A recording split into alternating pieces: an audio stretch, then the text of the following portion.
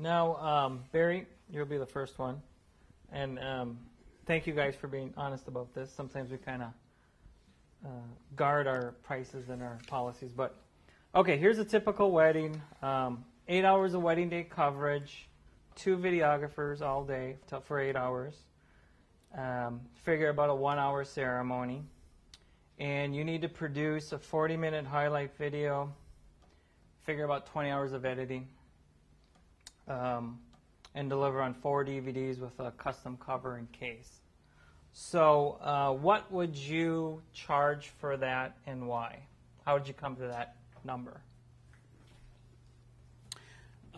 We've really gone back and forth on pricing over the years, and we have found that for us now, just in our market where we sit, that we get the best response if there's one price and it has everything. And we've gone away from that, and then it wasn't successful. We come back, and it just has worked in our market for the clients that we see. So we just have, it's a one price, it's like $5,000, and it has everything. But it's a shorter video. It's about a 15-minute video. If people want more, longer, then we add on, and we can do all, we can do a love story, we can do all kinds of other things, but just kind of the basic. It gives you everything. I think the reason we went with that, I like the sense of just everything is there. I think people sometimes get confused by packages. I've got 4 packages, and now does this come with this? And you end up talking about hours, and and then they start getting confused. Now, do I get another hour? Or how about if we cut a half hour here? I want you to add. Can you come 15 minutes? And now you start nickel and diming with everything. And I just find with a package, they feel comfortable. And I'm not saying it has to be, it could be 2,000, whatever it is that you feel that's kind of your niche. But it's just sort of, okay, here's what we do, and we let them know we're going to cover this thing. You're not going to have to worry about one thing. We're not going to add all kinds of extra things, and here it is, and there it is. And I can just see it in their eyes. Okay, that's the deal. And then I'm not saying they're going to take it, because they definitely sometimes, no, that's too expensive. But at least they know here's kind of where you are. It's a tough question because I do everything by myself, so there wouldn't be a second cameraman. But okay. My brides are bottom line. They want to know a bottom line price, and that's because I'm bottom line. I don't like the nickel diming, and we don't have an a la carte service. We've had the same price for 4 years because the market has not been kind to us. Worked very hard to build up this market, and the people are coming in and undercutting us. So our weddings are $4,250. Our treasured moments are $750, which is a recap. I'm one of the first ones there, and I'm the last one to leave. And so I'm full coverage all the way through. The bride, there are no surprises to my bride. No surprises. They want 10 copies. I'm happy to give them 10 copies. There are no surprises. I'm strictly bottom line. They sign on we have an agreement.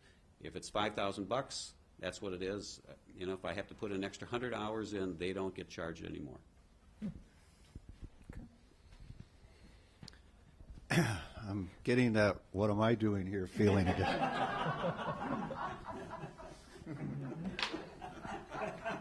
All right. My typical weddings go from $1,600 to $2,000. And $2,000 gets you a second camera person.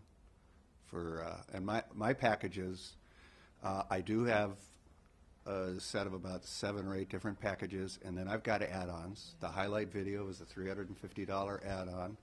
If you want Blu-ray, that's a $250 add-on. And it is confusing to people. And as much as I've tried to very carefully write it out in a document, and I always send it as a nice attachment, and I think it's attractive. I'm emailing back in a few days, do you have any questions? What I usually do in my negotiation is, since my packages run 6 hours, and typically it does take 8 hours to really cover what we normally do in a wedding, doesn't it? So I will either, I'll feel out the situation, and if I can get my extra $100 an hour for the extra 2 hours, I will certainly certainly do that. Far too often, I end up giving that away to close the business. That'd be one of my, closing situations. And, I do want to engage people. I've had some really good success closing business over the internet with remote brides in California and Indiana and Colorado who are having their weddings here, so that's worked. If I get someone to my home studio, I think I've lost one person who's come to my home studio in the last 3 years. The other two signed up.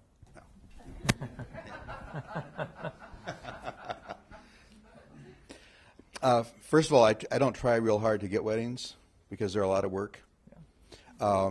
I would say that probably my average price for a wedding is $3,500, and often brides will really balk at that. I said, well, that's no problem. I have two people you should check with, and then I'll refer them to Allan and Barry. And We thank you. You're welcome. And then they often call back and they'll say, boy, I didn't realize it was so expensive, Then I'll ask, well, how much are you paying for your photographs, And then I don't try to justify or anything, but I'll say, if you're going to compare apples with apples, what we're giving you is so much more and for so much less.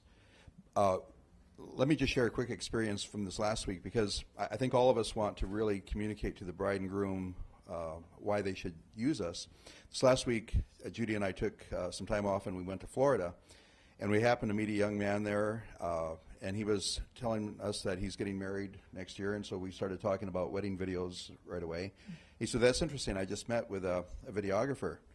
And I said, well, what was your experience? And he said, well, at the end, my fiancée, after this person left, looked at me and said, what was that all about? And I said, well, explain further. And he said, well, this gal was so enamored with her equipment and Blu-ray technology, and then she was trying to show us the difference between this pixelation here on the screen, and so she was getting so detailed that they weren't interested.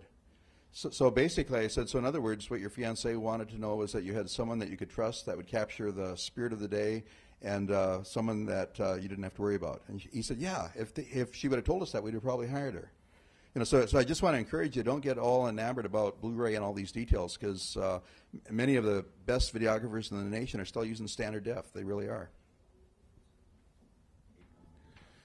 Well, the package you quoted is hard for me to put a price on, because we do use 5 cameras at the ceremony and 2 the rest of the day. So that's a smaller package. But in our market, much like Bill, if I can get $2,200 for what you described, that's a really good day. Maybe 24, 26 in Rochester, if I can get the feel from the bride and the groom that they're really well off. We're in a small town. And so Buckwheat's nodding his head going, yeah, I'm not getting $5,000 in my market either. It ain't happening out there, outside the metro. 22 is a lot to ask of a bride, unfortunately. Can I comment on something? We've said a few times about, feeling out the situation, and if a bride and groom have a really nice venue or, expensive dress, or knowing who the photographer is. I haven't found that to be true necessarily. I've had some of my toughest sells to people who are having the reception at the Interlaken, for example. And, I've had $2,500 weddings that were, the reception was held at the American Legion. So I would, I'm always paying attention to that too, but I don't put too much weight on it anymore. Okay.